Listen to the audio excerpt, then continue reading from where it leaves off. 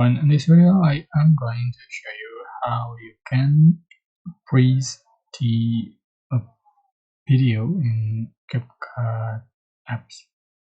So I'm using CapCut for PC, and you can go to media and import your video that you like to edit.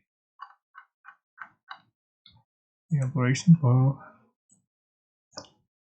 so to freeze the frame, you can select the part that you want to freeze. So you can see the freeze button, just click on it and you can see appears the new clip.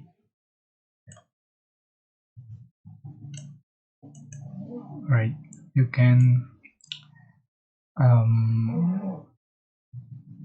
freeze another part.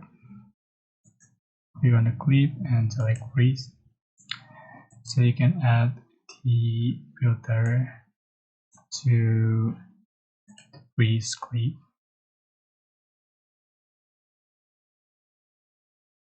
For example, just add PW.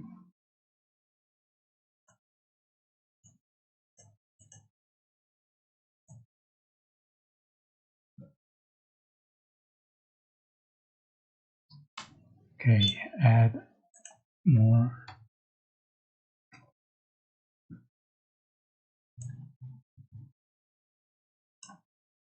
Okay,